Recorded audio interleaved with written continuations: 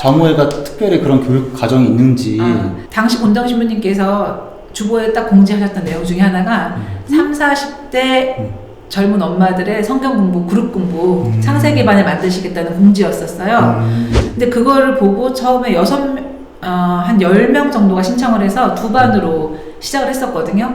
근데 그게 커지면서 성경 공부가 저희 성당에 이제 붐을 일으키게 됐는데 그분들이 거의 이제 초등부 자모회나 교사들이 대부분이었거든요. 그러니까 이제 그게 이제 처음에 씨앗이 됐던 거죠. 그 신부님도 이제 미사 시간에 계속 말씀하신 게 말씀과 미사가 먼저지 절대 봉사와 친목은 나중 일이다. 근데 말씀과 미사가 먼저 되면 자동으로 봉사와 친목은 된다고 얘기를 하셨기 때문에 근데 그게 맞았던 것 같아요. 제가 생각을 해도 성경 공부를 일단 기본적으로 봉사 자모회 엄마들은 거의 다 했거든요. 나중에 그 다음에 창세기반이 생기고 저희는 또 탈축이 올라가면 또 저희가 마르코 올라가면 또 그 다음에 창세기 또 생기고 그럼 창세기반이 저희가 한 8반 정도가 지금까지 나왔으니까 한 반에 한 6명만 잡아도 그게 몇 명이에요. 물론 더 나이 많으신 분들도 같이 하시긴 했지만 처음 시작이 그래서 그게 처음에 이제 씨앗이 됐던 것 같아요. 저희가 그러니까 거기서 이제 신앙심이 생길 수밖에 없잖아요. 말씀을 공부하다 보면 그러다 보면 그러니까 순종이라던가 숙명이라던가 뭐 감사라던가 이런 걸 배우게 되면서 그 다음 봉사로 연결될 때 자연스럽게 거절을 안 하게 되는 거죠. 그냥 감사하게 시작하는 거죠. 청년들 성경 공부는 들어봤어도 30, 40대 엄마들만을 위한 성경 공부는 처음 듣네요. 신선하죠. 네, 근데 교육과정 아까 들어보니까 창세기, 탈출기, 마르코 이렇게 얘기하시는 거 보니까 그렇죠. 청년 성경 그 커리큘럼을 똑같이 따라하는 거네요, 그냥. 그러니까 제가 대학생 때 청년 성경 공부를 했었거든요. 창세기, 탈출기를. 그거를 하다가 저는 익숙하잖아요, 그게. 근데 갑자기 거기에 30, 40대 이 주보에 공지가 나니까 나를 부르는 것 같은 거예요. 그래서 거기를 딱 갔죠. 그러니까 같은 그 성서와 함께 거기서 나온 똑같은 교재인데 다르게 느껴지더라고요. 저는 그게. 그럼 거기에서 수행하는 과제들도 다 하죠. 똑같이? 예. 배움하고 묵상과생을 하고. 그거 힘드실, 쉬운 일 아닐 텐데 대단하시다 그것도. 그러니까 저희 그 해설집에 의존하면서. 해설집에 의존하면서 네, 그렇게 하고 이제 그러면서 이제 기본적으로 이제 저희가 말씀의 재미를 느끼기 시작을 했죠. 그러면서 매일 미사에 오는 젊은 엄마들 늘기 시작하면서 뭐가 맞아 떨어지는 거예요. 그렇게 되면서 말씀, 미사, 봉사.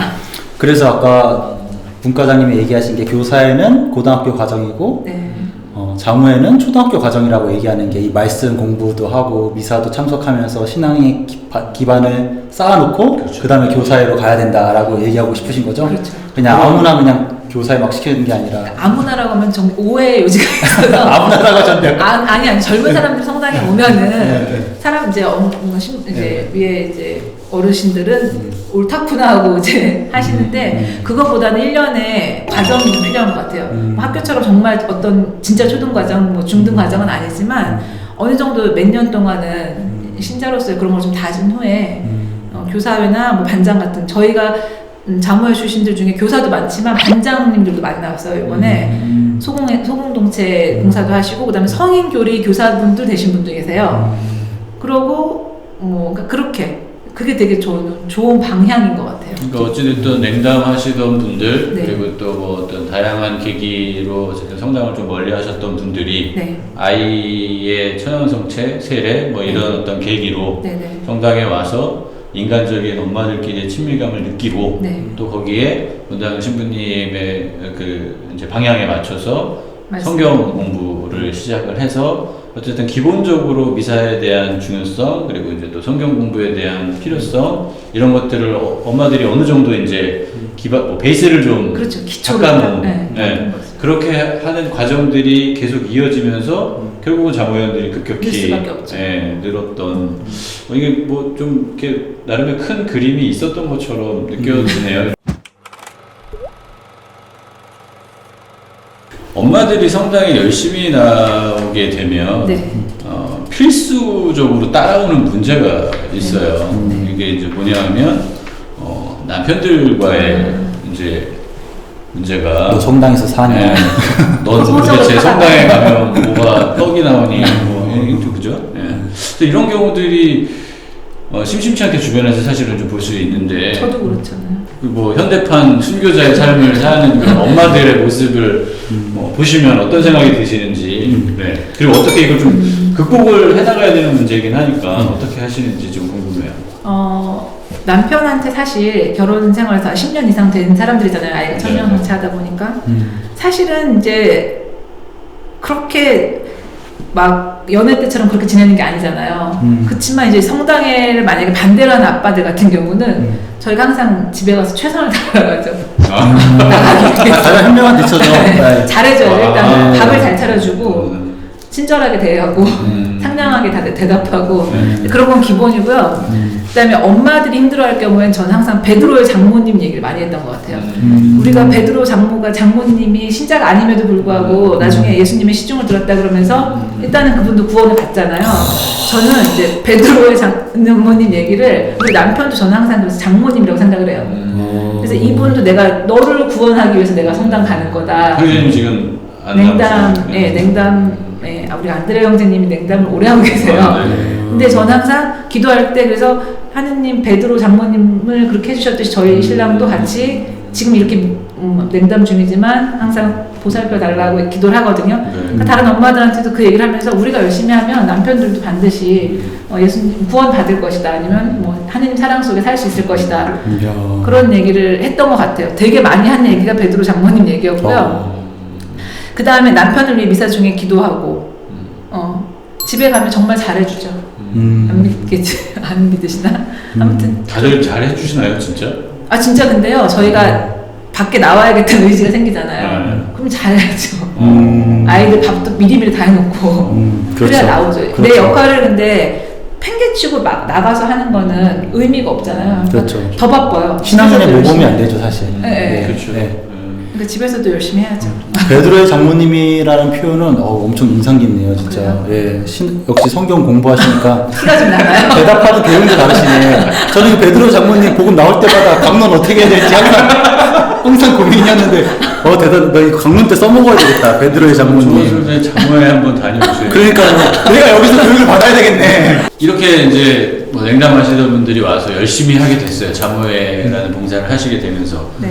근데 사실 어쨌든 현실적으로 부딪히는 어려움들 또 인간적인 어려움들은 분명히 있을 것 같아요.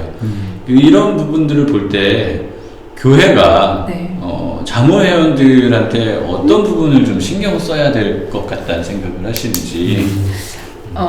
저는 칭찬은 고래도 춤추게 한다고 하잖아요. 일단 어떤 요구보다는 칭찬이 먼저인데 제가 가장 좋았던 거는 별거 아니었어도 신부님이 예를 들어서 뭐 강론 시간에 별것도 아닌 거를 칭찬을 했어요, 자모회를. 그러면 우리가 대단한 일을 하잖아. 또 여기가 이제 어깨가 좀 이렇게 올라가잖아요. 더 잘해야겠다 생각이 들고. 또 만약에 뭐 회장님이 한마디 지나가면서 하셔도 그게, 그러니까 사실은 유치할 수 있는데 칭찬만 한 게 없거든요. 그러고 나면은 우리가 하는 일을 더 열심히 하려고 하는 것 같아요. 그래서 저는 아까도 얘기한 듯이 젊은 산 신자들이 보이면 어떤 뭐부터 시키려고 하시잖아요. 그거보다는, 그러니까 무리한 어떤 부탁이나 요구보다는 점진적으로 젊은 사람들이 없다 보니까 좀 보이기 시작하면, 그 성화지 살찌워서 먹듯이 이렇게 좀 뭐가 좀 된 다음에 시켜야 되지 않을까.